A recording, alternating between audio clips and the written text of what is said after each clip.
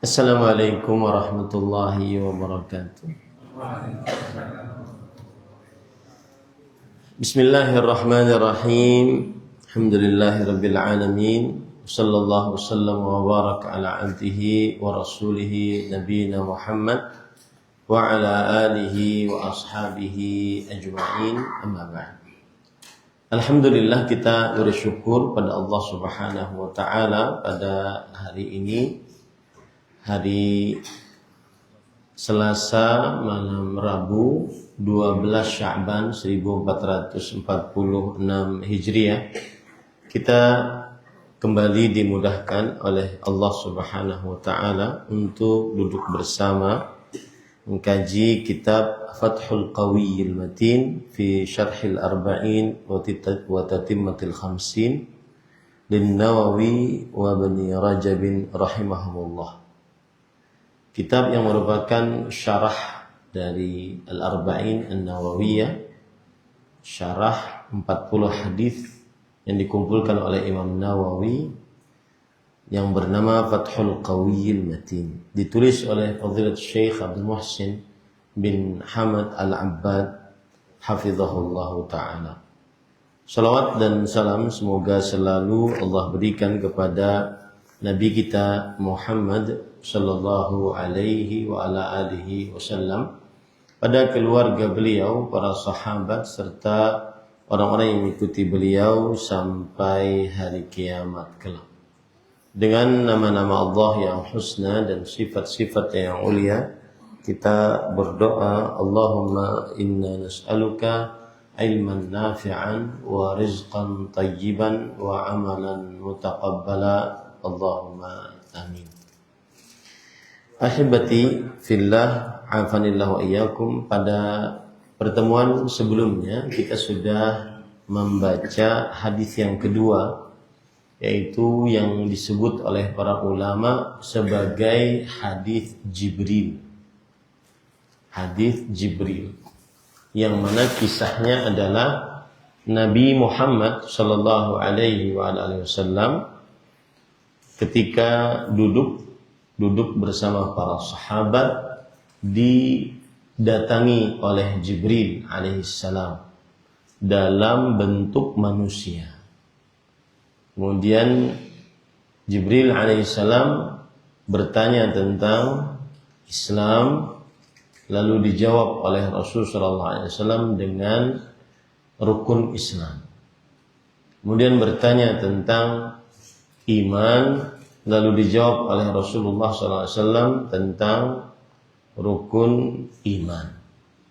Lalu bertanya lagi tentang ihsan, lalu dijawab oleh Rasul SAW, ihsan adalah an ta'budallah ka'annaka tarahu, fa in lam takun tarahu fa innahu yaraka. Islam adalah seakan-akan engkau beribadah kepada Allah seakan-akan engkau melihat Allah, dan jika tidak maka sesungguhnya Allah melihatmu. Lalu kemudian Jibril alaihissalam bertanya tentang hari kiamat. Lalu Rasul sallallahu alaihi wasallam menjawab, mal mas'ulu anha bi'a'lama minas sa'il. Yang bertanya tidak lebih tahu daripada yang ditanya. Artinya sama-sama tidak tahu. Lalu beliau ditanya lagi tentang tanda-tanda hari kiamat. Kemudian Nabi Muhammad SAW menjawab, tanda-tanda hari kiamat diantaranya adalah seorang melahirkan tuannya. Kemudian yang kedua, orang-orang miskin yang asalnya tidak memakai sendal, menggembala kambing menjadi kaya. Kemudian mereka membangun bangunan tinggi. Kemudian di akhir hadis Rasulullah SAW bertanya kepada para sahabatnya, tahukah kalian siapa yang tadi bertanya? Kemudian Nabi Muhammad SAW dijawab, Allah wa Rasuluhu a'lam. Kami tidak tahu wahai Rasulullah. Lalu Rasulullah SAW menjawab, innahu Jibril atakum yu'allimukum amra dinikum. Sesungguhnya ia adalah Jibril yang datang kepada kalian, mengajari kalian perkara agama kalian. Nah, itulah hadis yang kita bahas pada pertemuan sebelumnya. Dan saya sudah sebutkan bahwa hadis ini ada sebab turunnya. Turunnya apa? Ada orang-orang yang tidak percaya kepada takdir. Dan pada pertemuan sebelumnya saya masih ingat bahwa mereka disebut dengan apa? Al-Qadariyah. Al-Qadariyah ada dua. Ada yang sudah habis, yaitu yang meyakini bahwa Allah belum mentakdirkan makhluk. Jadi Allah tidak tahu takdir makhluk. Ini Qadariyah generasi pertama dan sudah habis. Dan hadis ini keluar karena membantah orang-orang tersebut bahwa tidak beriman seseorang dan tidak akan diterima amal ibadah seseorang sampai dia mengimani adanya takdir. Dan penyebutan takdir di dalam rukun iman yang ke-6. Begitu kisahnya. Kemudian kita lanjut apa yang sudah kita pelajari pada pertemuan sebelumnya. Kemudian setelah itu kita kembali ke kisah awal. Nabi Muhammad SAW ditanya oleh Jibril tadi alaihissalam, apa itu Islam? Kemudian Rasul SAW menjawab, al-Islam an tashhada an la ilaha illallah wa anna Muhammadan Rasulullah. Islam yang pertama adalah kamu bersyahadat la ilaha illallah dan kamu bersyahadat bahwa Muhammad Rasulullah sallallahu alaihi wa alihi wasallam. Nah, para ikhwan yang dirahmati oleh Allah Subhanahu wa taala, karena saya baca kitab ya. Jadi saya harus baca, kemudian nanti baru saya terangkan kepada bapak-bapak. Wa awwalul umuri allati fussira biha al-Islam syahadatu an la ilaha illallah wa syahadatu anna Muhammadan Rasulullah sallallahu alaihi wasallam. Wa hatani syahadatani mutalaziman wa huma lazimatani li kulli insin wa jinnin min hini bi'tsatihi ila qiyamis sa'ah. فمن لم يؤمن به صلى الله عليه وسلم كان من أصحاب النار لقوله صلى الله عليه وسلم والذي نفس محمد بيده لا يسمع بي أحد من هذه الأمة يهودي ولا نصراني ثم يموت ولم يؤمن بالذي أرسلت به إلا كان من أصحاب النار. Artinya, ketika Rasul SAW ditanya tentang rukun Islam, tentang Islam, kemudian beliau menjawab rukun Islam yang pertama adalah mengucapkan dua kalimat syahadat. Asyhadu an la ilaha illallah dan wa asyhadu anna Muhammadan Rasulullah. Dan dua kalimat syahadat ini adalah saling melazimi satu dengan yang lain. Tidak cukup orang hanya mengucapkan dan meyakini asyhadu an la ilaha illallah. Tidak cukup. Harus dia juga bersyahadat dan meyakini asyhadu anna Muhammadan Rasulullah. Ya, itu poin malam ini penting. Kalau ada orang Nasrani mengatakan saya bersyahadat asyhadu an la ilaha illallah, cuma nabi saya Nabi Isa, boleh tidak? Enggak boleh. Itu yang dimaksud dengan asyhadatan mutanazimatan. Dua kalimat syahadat ini kaitan erat satu dengan yang lainnya. Yang mengucapkan syahadat la ilaha illallah harus mengucapkan syahadat Muhammad Rasulullah. Yang mengucapkan syahadat Muhammad Rasulullah harus mengucapkan syahadat la ilaha illallah.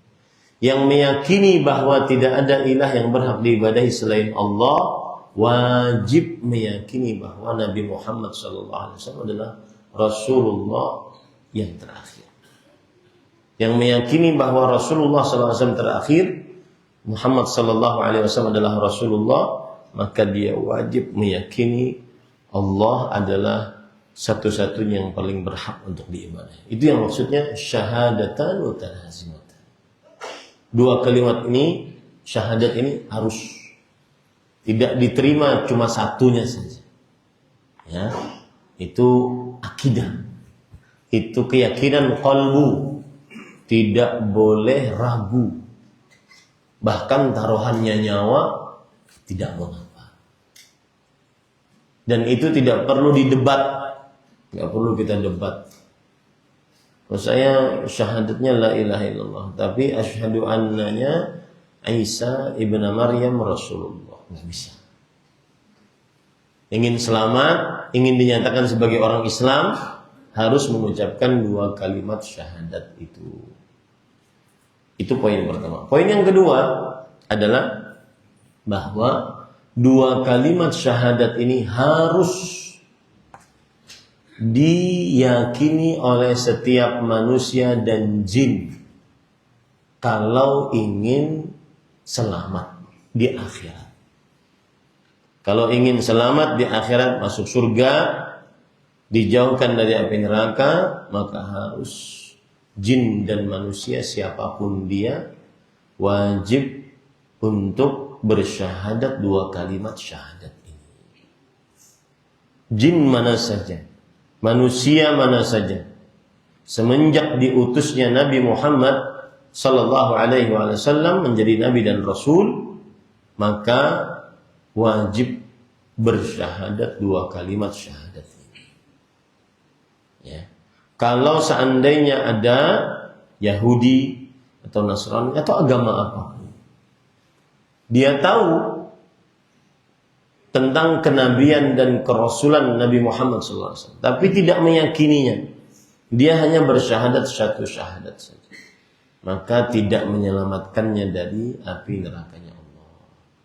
Rasul Shallallahu Alaihi Wasallam bersabda dalam hadis riwayat Muslim, demi jiwa Muhammad Shallallahu Alaihi Wasallam yang berada di tangannya, yaitu Allah. Maksudnya demi Allah, tidaklah seorang pun mendengarku dari umat ini. Umat ini maksudnya seluruh manusia. Berarti umat Nasrani disebut umat Rasulullah. Iya, umat dakwah. Umat Yahudi disebut umat Rasulullah. Iya, umat yang didakwahi.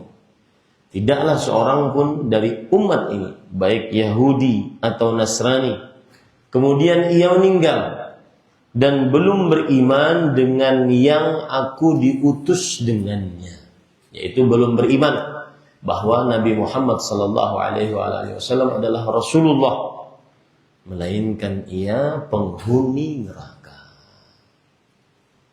Tidak ada keselamatan kecuali harus berucap dua kalimat syahadat. Sekali lagi, tidak bisa dia mempertahankan syahadatnya hanya kepada nabi tertentu selain Nabi Muhammad SAW. Tidak bisa. Ini poin. Jadi dalam paragraf ini ada dua poin. Yang pertama apa tadi? Dua kalimat syahadat itu saling, bahasa Arabnya mutalazimatan, saling berkaitan satu dengan yang lainnya. Tidak cukup dia bersyahadat la ilaha illallah tapi tidak mau bersyahadat Muhammad Rasulullah SAW. Tidak cukup dia bersyahadat Muhammad Rasulullah tapi tidak mau bersyahadat la ilaha illallah. Kemudian yang kedua, dua kalimat syahadat ini wajib untuk disyahadati oleh setiap jin dan manusia jika ingin selamat di akhirat, masuk surga jauh dari api neraka. Baik. Kemudian penulis mengatakan, wa syahadatu an la ilaha illallah ma'naha la ma'buda haqqun illallah wa kalimatul ikhlasi tashtamilu ala ruknain nafyun 'am fi awwaliha wa itsbatun khas fi akhiriha. Fa fi awwaliha nafyul ibadah an kulli ma siwa wa fi akhiriha itsbatul ibadah lillahi wahdahu la syarika lah.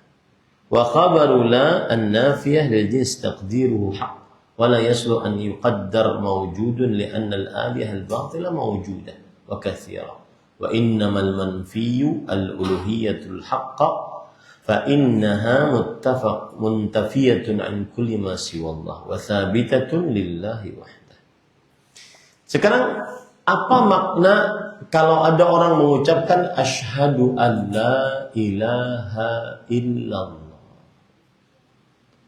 Maknanya saya tidak menyebut atau apa artilah yang lebih sempurna.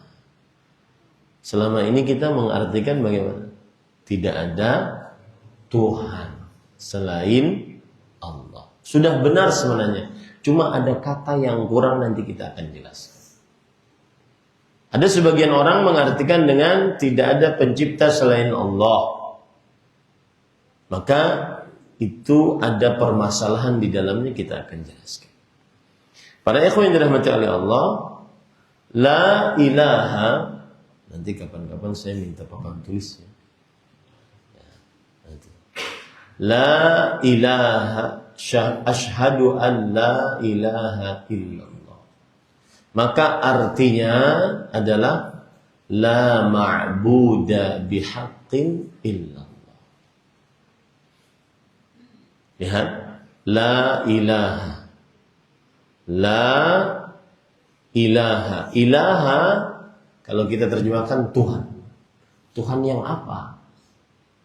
Maka para ulama mengatakan ma'bud, yang diibadahi. Haqqun illallah, dengan benar selain Allah.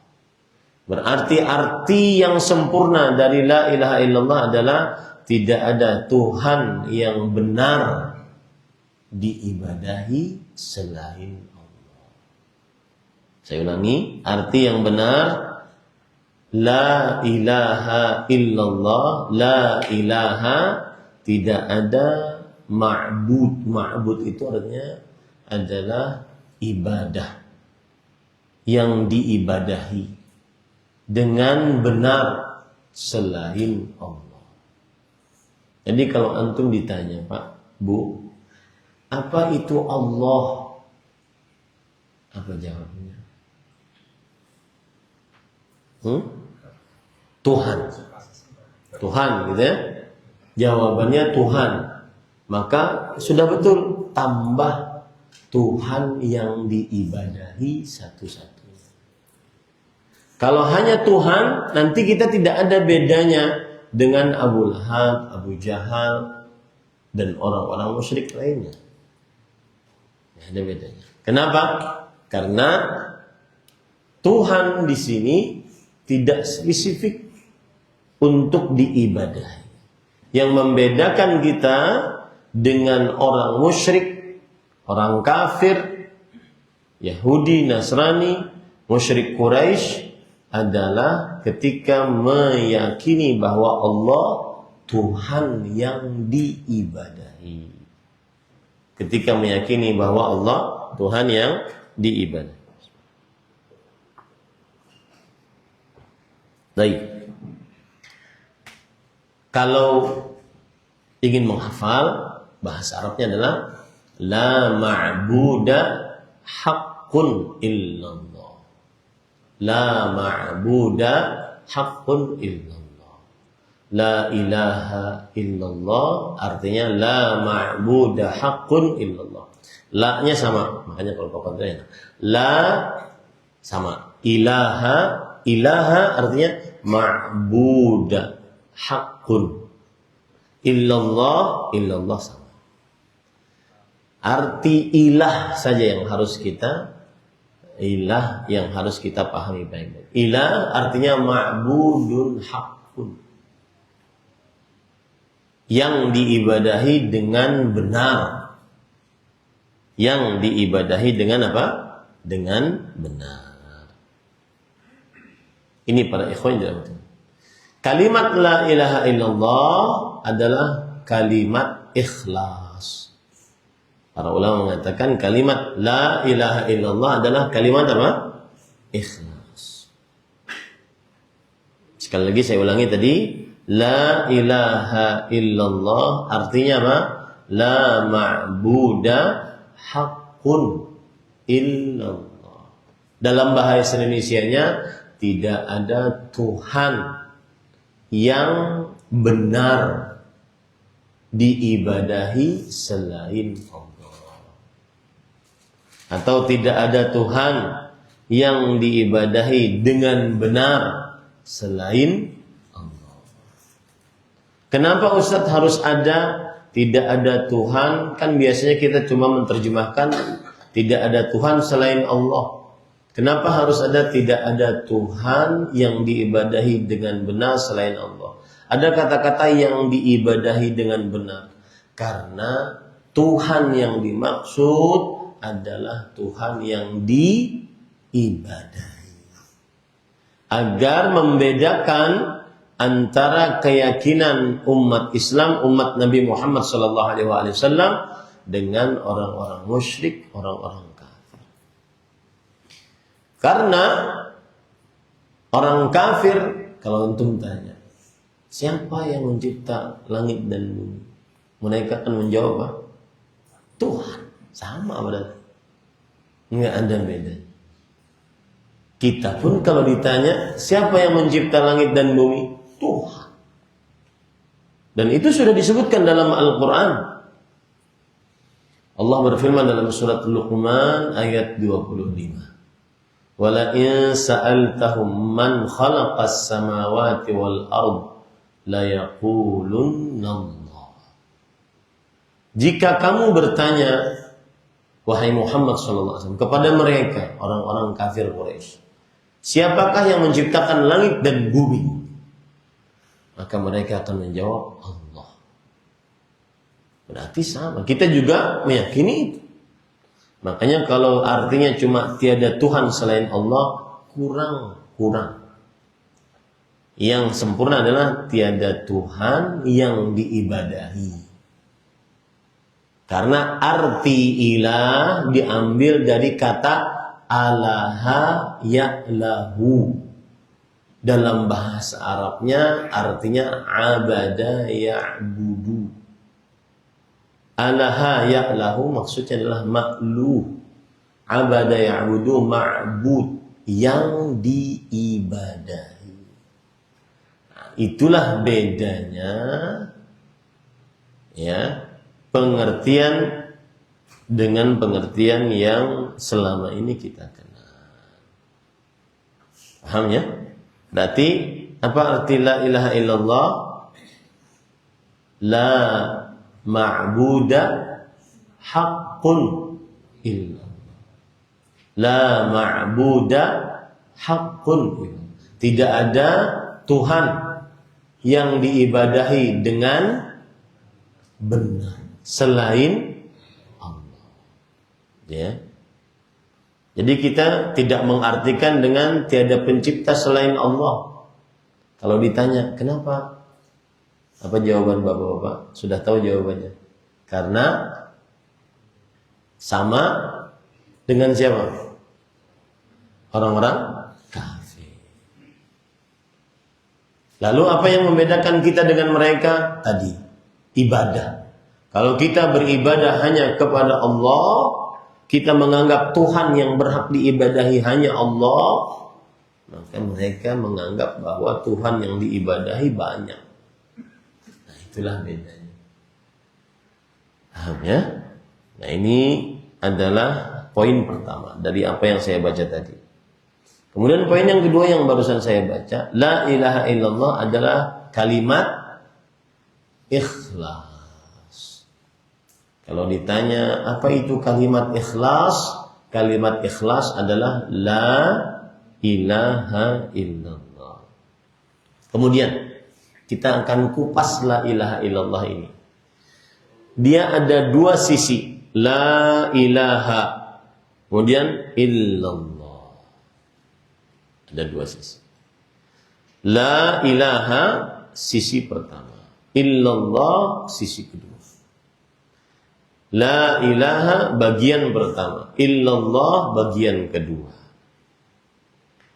Apa maksud bagian pertama? Maksud bagian pertama adalah la ilaha, menafikan ibadah dari selain Allah.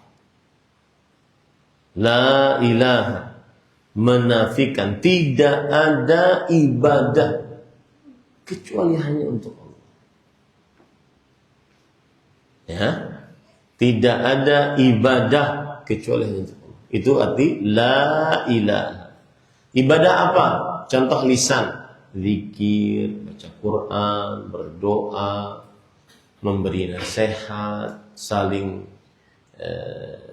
memberi wasiat, amar ma'ruf, nahi mungkar, dan seterusnya.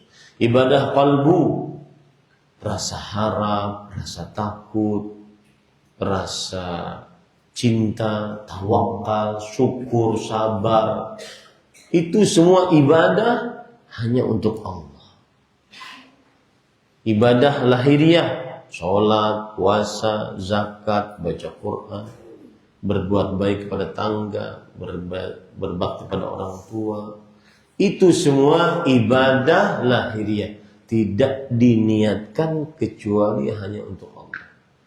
Menafikan semua ibadah tersebut kepada selain Allah. Itu maksud la ilaha. Jadi kalau ditanya, apa sih maksud la ilaha? Maka Bapak Ibu jawab, la ilaha artinya menafikan ibadah kepada selain Allah. Menafikan ibadah kepada selain Allah. Illallah adalah menetapkan ibadah hanya untuk Allah. Nah itu. Itulah yang disebut dengan rukun la ilaha illallah. Makasnya. Rukun la ilaha illallah. Tidak sempurna la ilaha illallah seseorang kecuali mengumpulkan dua rukun ini. Rukun yang pertama disebut dengan rukun nafyu, peniadaan. Meniadakan ibadah kecuali hanya untuk Allah. Rukun yang kedua disebut dengan isbat, penetapan. Menetapkan ibadah hanya untuk Allah.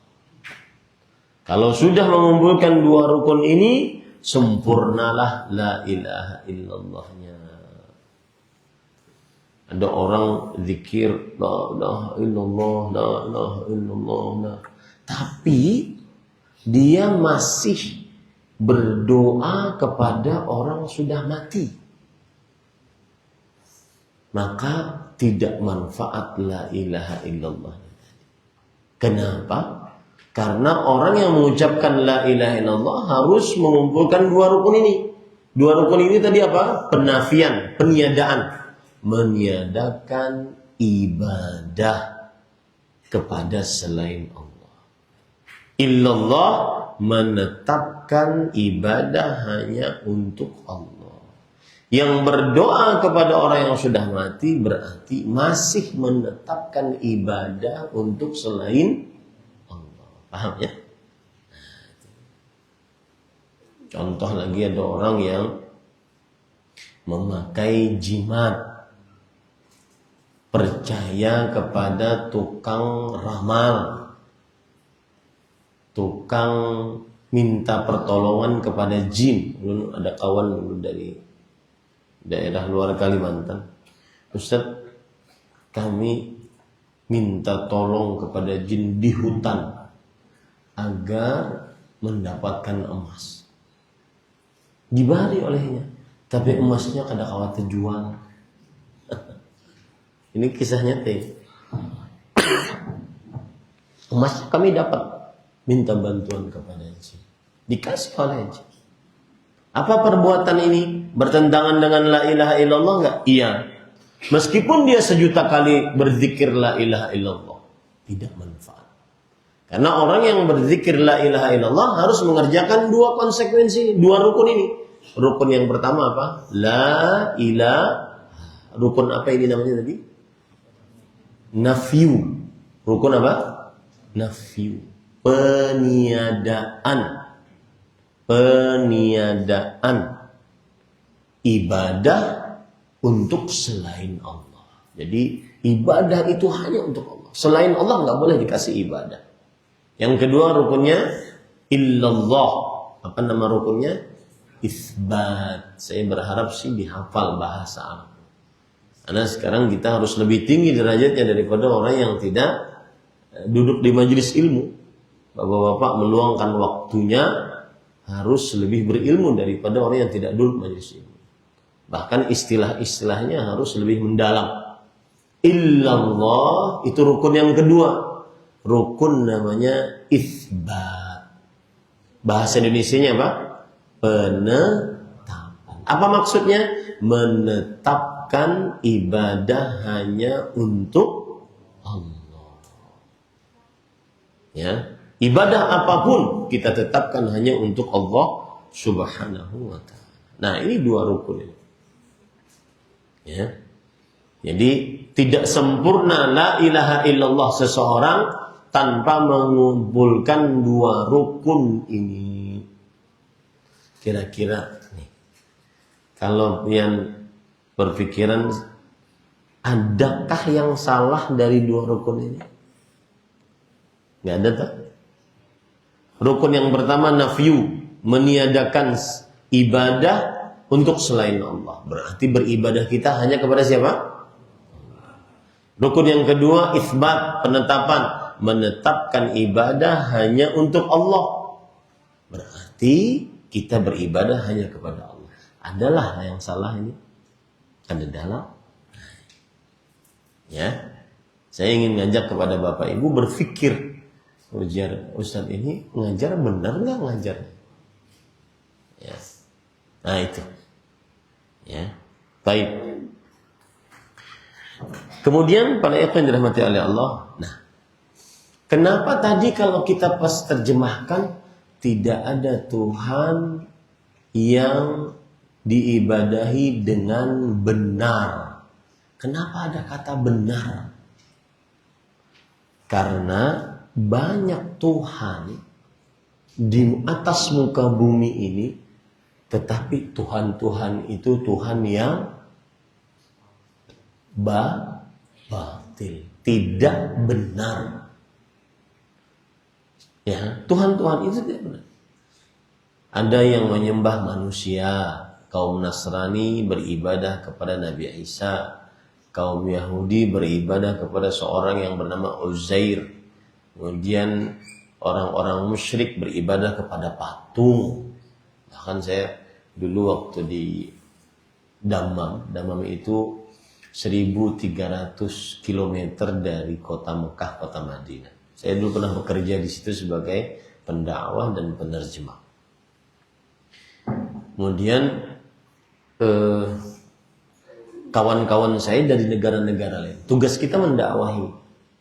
Kawan-kawan saya ada yang dari India, dari Filipina, dari macam-macam, Sri Lanka. Mereka berdakwah kepada pekerja-pekerja yang ada di situ, yang juga berasal dari negara masing-masing.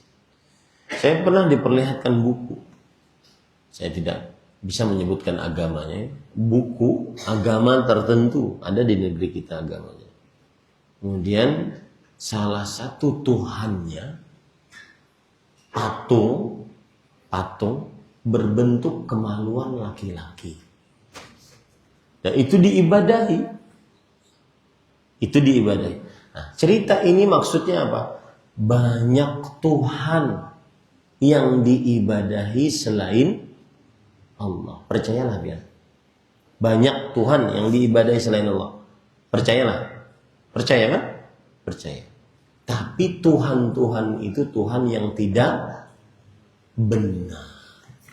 Tuhan yang benar diibadahi hanya Allah. Makanya tadi kita menerjemahkan tidak ada Tuhan yang diibadahi dengan benar. Itulah kalau seandainya ditanya kenapa ada benarnya, kata benarnya ini kenapa? Karena banyak Tuhan di dunia ini yang diibadahi, tetapi Tuhan-Tuhan itu tidak benar. Dan ini sudah disebutkan oleh Allah dalam Al-Quran. Dzalika bi anna Allaha huwal haq wa anna ma yad'una min dunihi huwal batil. Yang artinya yang demikian itu karena Allah adalah yang benar dan yang diibadahi selain Allah adalah Tuhan yang batil. Disebutkan oleh Allah dalam surah Al-Hajj ayat 62. Ya, gitu ya. Berarti kalau antum ditanya sekarang itu apa Allah? Siapa itu Allah? Antum jawabnya gimana?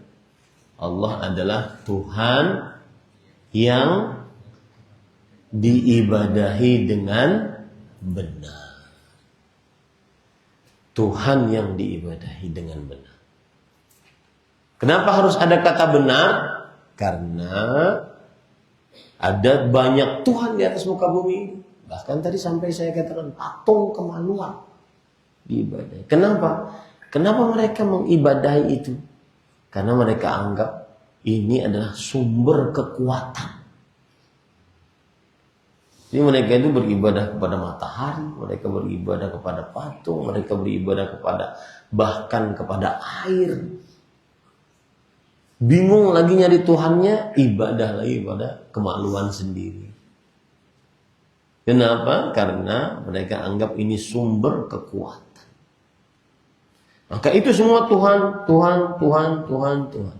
Tapi Tuhannya apa? Batil, tidak benar. Yang benar hanya Allah. Makanya ketika kita terjemahkan la ilaha illallah, tidak ada Tuhan yang diibadahi dengan benar selain Allah. Ya.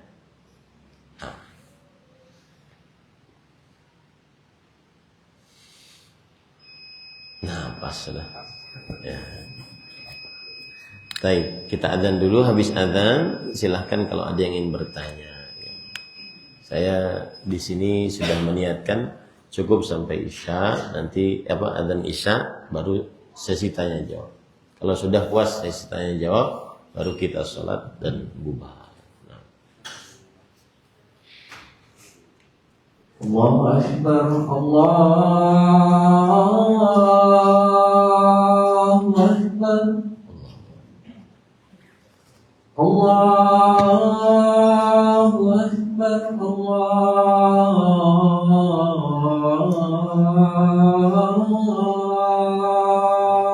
Akbar. Asyhadu an la ilaha illallah.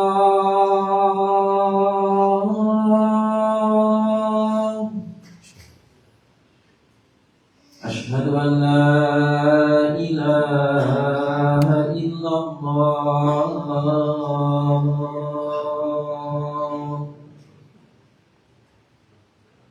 Asyhadu anna Muhammadar Rasulullah.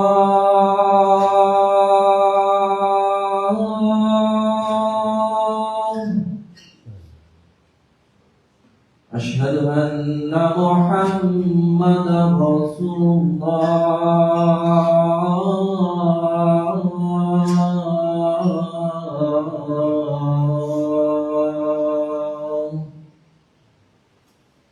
Hayya 'alas shalah.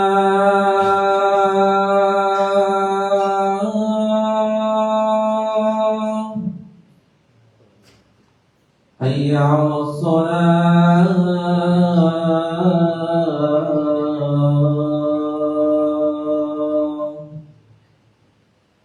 Hayya 'alal falah.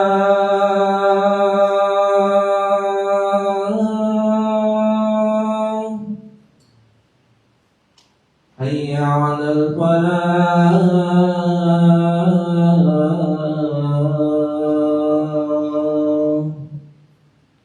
Allahu Akbar, Allahu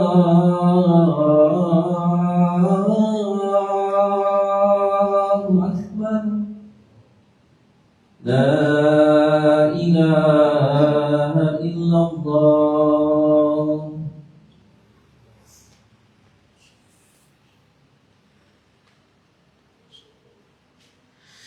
Baik, saya jawab pertanyaan penting ini bagus. Jika kita alhamdulillah dalam keadaan Islam dari lahir, apakah ketika baligh harus mengucapkan 2 kalimat syahadat lagi? Maka jawabannya para ikhwan yang dirahmati oleh Allah, seorang anak kecil yang dilahirkan oleh kedua orang tua yang muslim, maka dia dihukumi sebagai muslim dengan ijma' oleh para ulama. Saya ulangi, seorang anak kecil yang dilahirkan dari 2 orang tua yang muslim, maka dia dihukumi sebagai muslim berdasarkan ijma'. Apa maksudnya berdasarkan ijma'? Maksudnya adalah berdasarkan kesepakatan para ulama, ya, bahwa bayi ini, anak ini muslim, meskipun kadang ada bapaknya Islam, ibunya Nasrani, misalnya. Kan boleh itu, bapaknya Islam, ibunya Nasrani, bapaknya Islam, ibunya Yahudi, boleh saja.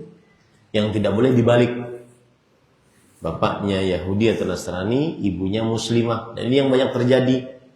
Dan itu pernikahannya tidak sah, wajib dipisah. Karena itu setiap hari mereka berzina. Nah, haram hukumnya seorang wanita muslim mempunyai suami laki-laki kafir. Yang boleh adalah laki-laki muslim boleh memiliki wanita istri Yahudi atau Nasrani. Baik. Kalau seandainya bapaknya muslim, ibunya kafir, Yahudi atau Nasrani, maka anak lahir, maka anak ini mengikuti agama orang tuanya yang Islam. Mengikuti agama orang tuanya yang Islam. Berarti apa? Tidak perlu ditalkinkan lagi 2 kalimat syahadat. Ini tidak ada khilaf di antara para ulama yang seperti ini. Asalkan salah satu dari orang tuanya Islam saja, berarti anak itu Islam. Tidak perlu lagi diucapkan 2 kalimat syahadat. Nah, ini para ikhwan dirahmati oleh Allah Subhanahu wa taala. Nah, kalau ditanya apa dalilnya tidak perlu syahadat lagi, kan supaya kita tidak Islam keturunan katanya. Maka jawabannya dalilnya apa tadi? Ijma'. Ijma' itu adalah referensi hukum yang kuat, kesepakatan para ulama. Nah.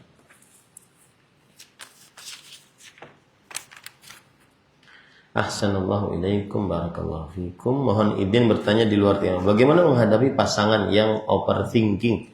Mudah sekali terbawa beban pikiran sampai hal-hal kecil. Bagaimana kiat menasihatinya? Pokoknya kita ini ya di Indonesia, kajiannya, temanya apapun pasti ada pertanyaan keluarga.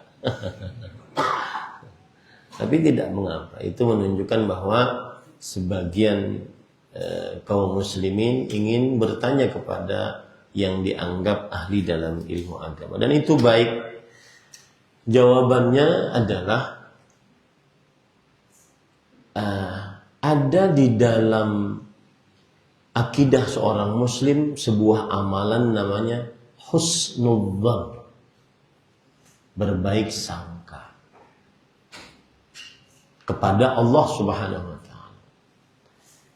Berbaik sangka kepada Allah ini menghilangkan OPT, overthinking. Ya, menghilangkan. Dan overthinking ini adalah bisikan yang dibisikkan oleh syaitan mengganggu manusia. Alladzi yuwaswisu fi sudurin nas minal jinnati wan nas. Yang membisikkan pada kalbu manusia. Ya. baik dari jin ataupun dari manusia. Kadang ada orang mau keluar, nanti keluar. Bahkan saya pernah dapati pertanyaan, Ustadz, kata sang istri, waktu itu ada suaminya, bagaimana ini menghadapi suami yang sangat khawatir. Saking khawatirnya, dia setiap malam naik ke atas bubungan rumah. Kemudian mengelilingi bubungan rumah untuk melihat ada tidak yang mengintip istrinya. Sampai segitu. Dan itu penyakit was-was. Lalu saya tebak, Bu, suaminya sholat tidak? Kata sang suami waktu itu, sholat Ustaz. Kata sang istri langsung membantah, enggak Ustaz, Jumatan aja enggak. Maka saya jawab, itu sebabnya.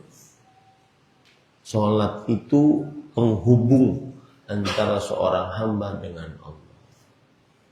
Jadi kiat yang pertama adalah husnudzan, berbaik sangka kepada Allah. Dan Rasul sallallahu alaihi wasallam bersabda, "Ana 'inda dhanni 'abdi bi." Aku sesuai dengan sangkaan hambaku kepadaku. In dhanna bi khairan fa khair, wa in dhanna bi syarran fa syarr. Jika hambaku menyangkaku dengan kebaikan, maka akan baik. Jika hambaku menyangkaku dengan keburukan, maka akan buruk. Kemudian yang kedua, sesudah berhusnudzan, kiat yang kedua agar tidak terlalu OPT, overthinking, adalah seorang ada ibadah namanya tawakal. Tawakal itu apa? Merasa bersandar kalbu hanya kepada Allah untuk mendapatkan kebaikan atau dijauhkan dari kemudaratan. Bersandar kalbu hanya kepada Allah Subhanahu wa ta'ala. Kalau sudah bertawakal, wa man yatawakkal 'ala Allah fahuwa hasbuh. Yang bertawakal kepada Allah, Allah akan mencukupkan dari hal-hal yang dia tidak sukai. Maka bersandarlah kepada Allah Subhanahu wa ta'ala. Salah satu bentuk penyandaran diri adalah beriman kepada takdir. Salah satu bentuk beriman kepada takdir, annama asabaka lam yakul yakhti' wa ma akhtaka lam yakul yusibak. Apa yang menimpamu karena memang sudah takdirmu tidak akan pernah meleset darimu. Apa yang belum menimpamu karena memang belum kamu ditakdirkan untuknya tidak akan pernah kamu dapati. Tenang habis itu. Habis itu tenang hati kita. Tidak akan gelisah. Dan subhanallah, kegelisahan ini memang makhluk paling kuat. Jadi Ali bin Abi Thalib pernah ditanya, ayyu makhluqin a'zamu fil alam? Makhluk apa yang paling kuat di atas muka bumi? Maka beliau menjawab, gunung, karena dia jadi pasak bumi. Tapi gunung bisa dipahat dengan besi. Berarti besi makhluk yang paling kuat. Tapi besi bisa dilelehkan oleh api. Berarti api makhluk yang paling kuat. Tapi api bisa dipadamkan oleh air. Berarti air makhluk yang paling kuat. Tapi air bisa dihalau oleh angin. Makanya ada hujan. Maka angin makhluk yang paling kuat. Angin bisa dihalau oleh manusia. Makanya manusia makhluk yang paling kuat. Tapi manusia lemah ketika mendapatkan kegelisahan, keresahan. Makanya kegelisahan, keresahan makhluk yang paling kuat. Tidak ada obat untuk itu kecuali zikir kepada Allah. Berarti amalan paling kuat adalah berzikir. Ini kiat yang ketiga agar tidak OPT, overthinking. Ya. Banyak-banyak berzikir. Astaghfirullah, subhanallah, walhamdulillah, wa la ilaha illallah. Belum pernah merasakan OPT itu.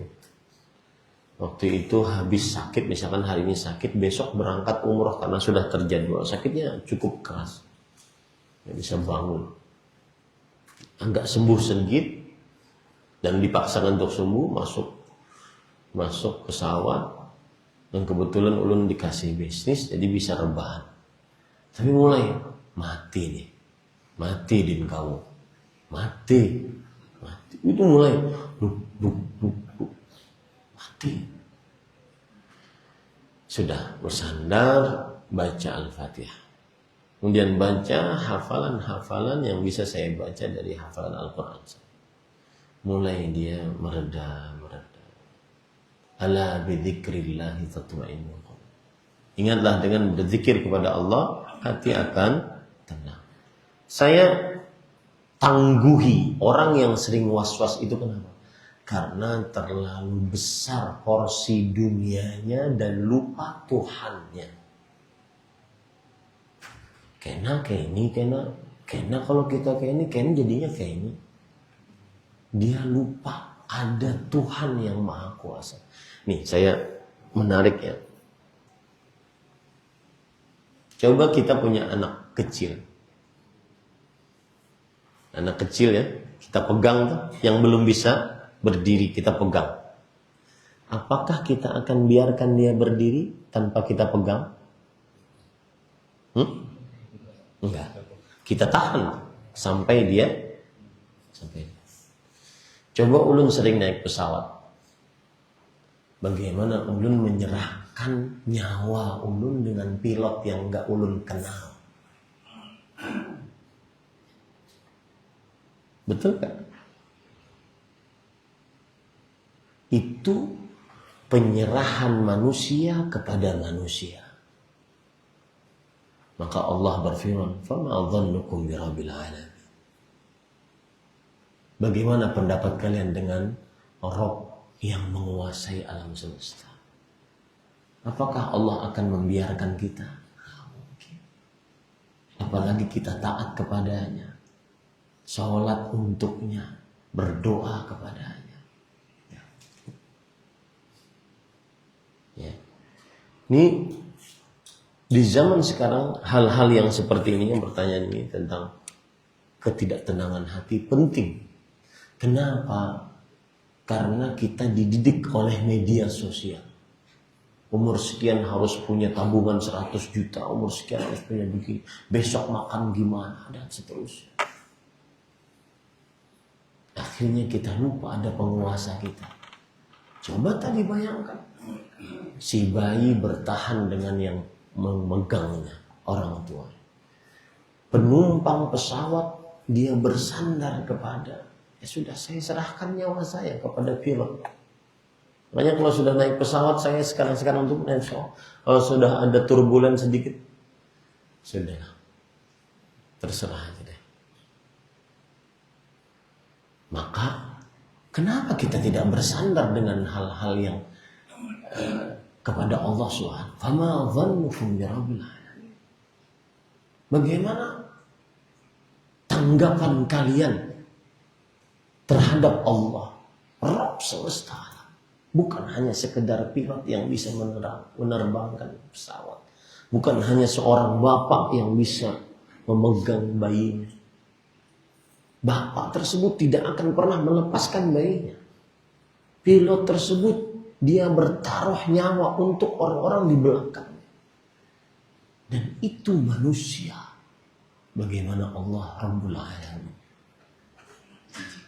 Tenang hati kita setelah itu. Ya. Ini wallahu a'lam. Adakah dalil sahih tentang salat tasbih? Jawabannya adalah salat tasbih terjadi ikhtilaf di antara para ulama tentangnya. Ada yang mengatakan dia hadisnya sahih, ada yang mengatakan hadisnya mungkar. Mungkarnya dari sisi bahwa setiap gerakan harus menyebutkan tasbih sekian kali, dan itu bertentangan dengan sholat-sholat yang lain. Wallahu a'lam. Saya selalu kalau ditanya tentang sholat tasbih, saya mengatakan siapa yang mengambil pendapat bahwa hadis salat tasbih sahih, silahkan dia kerjakan. Siapa yang menganggap bahwa hadis salat tasbih lemah, jangan dia mengerjakan. Dan itu tidak mengapa yang seperti itu. Ya, sudah menjadi biasa di antara para ulama hadis, ada yang mensahihkan, ada yang melemahkan. Ditinjau dari sudut pandang yang berbeda. Wallahu a'lam. Ada lagi? Tanya? Ya. Waalaikumsalam. Kalau kan ada jawaban yang utama masalah takdir Ustaz. Ada dua orang. Yang pertama pelaku kebaikan, yang kedua pelaku kejelekan. Yang pelaku kejelekan tadi, yang kebaikan tadi mengajak kepada pelaku kejelekan. Yang kamu lakukan itu salah, yang benar seperti ini, ayo ikut saya aja. Jawab si pelaku kejelekan tadi. Saya seperti itu sudah takdir Allah.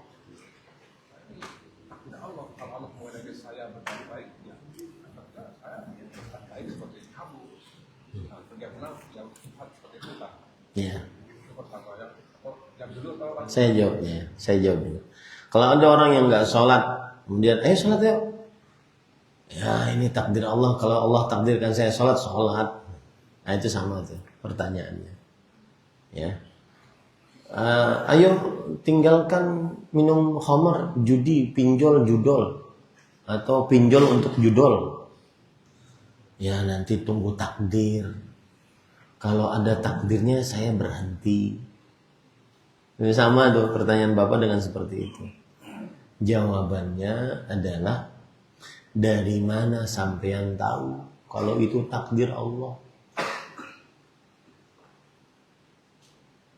Coba sekarang sholat yang nggak sholat, berarti itu kan takdirnya.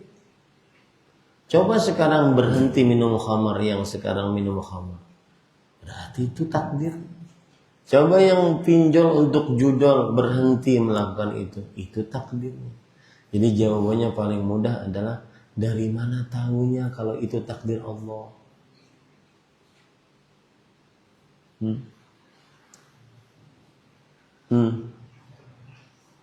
Bapak jangan pikir Bapak ngomong ke dia.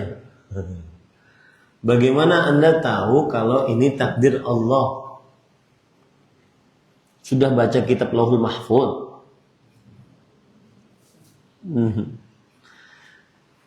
Pertanyaan Bapak persis seperti yang ditanyakan oleh para sahabat kepada Rasulullah SAW. Rasulullah SAW bersabda, wahai para sahabat bertanya, wahai Rasulullah, apakah semuanya sudah ditakdirkan?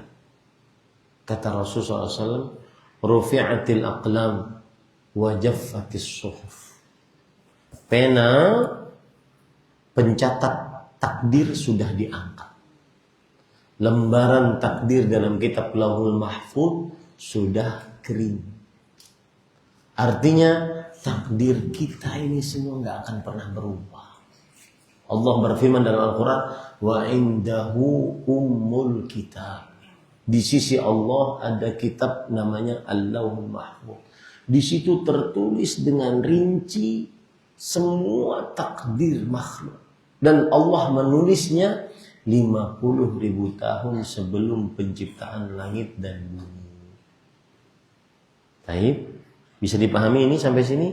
Nah, kalau ada orang yang melalaikan kewajiban, tidak sholat, tidak puasa, tidak zakat, tidak haji, atau melanggar larangan seperti kesyirikan, membunuh, berzina, minum khamar, berjudi, durhaka orang tua, maka itu semua sudah tercatat di situ. Baik. Kita tanya sekarang, sudah baca kitab Lauhul Mahfuz? Pasti dia akan jawab, belum. Nah, kalau belum baca kitab Lauhul Mahfuz, dari mana tahu bahwa ini takdirmu? Kalau belum tahu bahwa itu takdirmu, ayo kita kepada takdir yang lain. Yang tidak sholat, ayo kita ambil takdir yang lain. Ayo sholat. Yang tidak puasa, ayo ambil takdir yang lain, yaitu puasa Ramadan. Yang durhaka orang tua, ayo ambil takdir yang lain, bakti orang tua. Yang meminjam uang dengan harta riba, ayo ambil takdir yang lain, yaitu meminjam uang tanpa riba. Ya. Ada kejadian, Pak. Ini jawaban saya terakhir. Ada kejadian di zaman Umar bin Khattab radhiyallahu anhu. Seorang pencuri ditangkap di zaman Umar. Ketika mau dipotong tangannya, wahai Umar, saya mencurikan takdir Allah. Kenapa saya dipotong tangannya? Maka kata Umar bin Khattab, kita memotong tanganmu juga takdir Allah. Makanya Rasulullah SAW ketika ditanya, "Fafimal amal?" Wahai Rasulullah, kalau semuanya sudah ditakdirkan, ngapain beramal? Gak usah sholat, gak usah puasa, gak usah zakat, gak usah haji. Boleh melakukan kesyirikan, membunuh, berzina, minum khamr, berjudi, boleh. Ngapain kita beramal? Semuanya kan sudah ada takdirnya. Apa jawab Rasulullah SAW? I'malu fakullun muyassarun lima khuliqa. Berbuatlah, beramal. Sesungguhnya setiap sesuatu telah dimudahkan atas takdirnya. Apa maksudnya? Gak usah dipikirkan itu yang sudah tertulis. Yang kamu harus lakukan sekarang adalah bertakwa, beramal saleh. Karena kita tidak tahu apa yang sudah tertulis. Jadi kalau ada yang begitu, Pak, mengatakan takdir untuk melalaikan kewajiban atau melanggar larangan, sudah baca pian buku Lauhul Mahfudnya sampai pian mengaku ini takdir Allah. Paham ya? Gitu aja Pak, gampang udah jawaban. Yang kedua,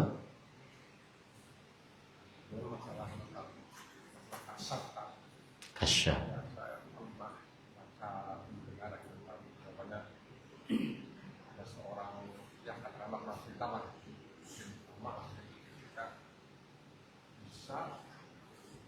Aura tapi itu kalau menurut ahli sunnah, apakah memang manusia atau ulama ini ada itu tak? Bagus pertanyaannya. Jawabannya mudah, Pak. Allah berfirman dalam Al-Quran, "Qul," katakan wahai Muhammad. Ini yang berfirman Allah kepada Nabi Muhammad. La ya'lamu man fis samawati wal ardil ghaiba illallah. Tidak ada yang mengetahui di langit dan di bumi akan hal gaib selain Allah. Tidak ada ilmu kasyaf. Bahkan Rasul sallallahu alaihi wasallam tidak mengetahui akan ilmu gaib. Dan itu disebutkan dalam Al-Quran. Walau kuntu a'lamul ghaiba lastakthartu minal khair. Wa ma massani as-su'. Kalau aku mengetahui akan hal gaib, maka niscaya aku akan memperbanyak kebaikan dan tidak ada keburukan yang menimpaku. Tapi buktinya apa? Beliau di peperangan Uhud terluka. Padahal sudah pakai 2 lapis baju perang, pakai penutup kepala perang, besinya masuk ke sini. Kalau beliau tahu akan hal gaib, beliau tidak ikut perang Uhud. Kalau beliau tahu akan hal gaib, beliau tidak akan pergi ke Taif. Di Taif beliau dilempari oleh anak kecil dan budak-budak sampai luka. Sakit hati karena diremehkan anak kecil dan budak. Sakit jasmani karena luka-luka. Waktu dalam perjalanan, Rasulullah SAW mengatakan, wahai sekalian para sahabatku, cari cincin istriku Aisyah. Cincin beliau hilang. kalau beliau mengetahui akan hal gaib, kalau beliau ahli kasyaf, maka beliau akan tidak perlu untuk minta dicarikan. Kalau seandainya Nabi seperti itu sallallahu alaihi wasallam, maka orang yang di bawahnya lebih lagi. Ya, Allah berfirman dalam Al-Quran surat Al-Jin, Alimul ghaibi wasyahadah, fala yudhiru ala ghaibi ahadan illa man irtada min rasul. Allah yang mengetahui akan hal gaib dan yang nampak. Allah tidak memperlihatkan hal gaibnya kepada seorang pun kecuali kepada seorang rasul. Silahkan yang mengaku kasyaf ini, silahkan bantah ayat-ayat itu. Ya. Ustaz, ramalan si jin bujur kadang. Nah, yang di sini ujiannya. Dan bisa dijawab mudah jawabannya apa? Memang ada jin yang begini bentuknya. Ada jin yang bertumpuk-tumpuk dari bumi sampai ke langit. Tujuannya apa? Mencuri kabar langit. Kemudian kabar langit itu diberitahukan oleh jin yang paling atas ke bawahnya, sampai kepada tukang ramal. Ahli kasyaf tadi. Tapi kadang-kadang sebelum sampai sempurna kabarnya, maka sudah ditembak oleh meteor. Akhirnya jinnya tidak sampai beritanya. Makanya kadang-kadang si tukang ramal hanya mengatakan, tahun 2025 ada benda besar habang warnanya gugur di lautan. Kada tahu sih, karena kabarnya tuh putus. Paham ya? Jadi kalau orang itu meramal kemudian ada bujurnya, tetap tidak boleh kita percaya. Kenapa? Karena tidak ada yang mengetahui akan hal gaib kecuali siapa? Allah. Gitu ya. Cukup kiranya kelamasan kita nih. Ya. Mohon maaf. Ya, saya sudah janji untuk di musala ini tidak seperti di Masjid Imam Syafi'i. Masjid Imam Syafi'i saya kadang sampai jam 9, setengah 10 ya. Nanti bapak-bapak ada yang berkegiatan, ibu-ibu juga demikian. Intinya habis azan langsung pertanyaan beberapa. Semoga kita diberkahi oleh Allah Subhanahu wa taala dan kita cukupkan dengan kafaratul majlis. Subhanakallahumma wa bihamdik, asyhadu an la ilaha illa anta, astaghfiruka wa atubu ilaik. Wassalamualaikum warahmatullahi wabarakatuh.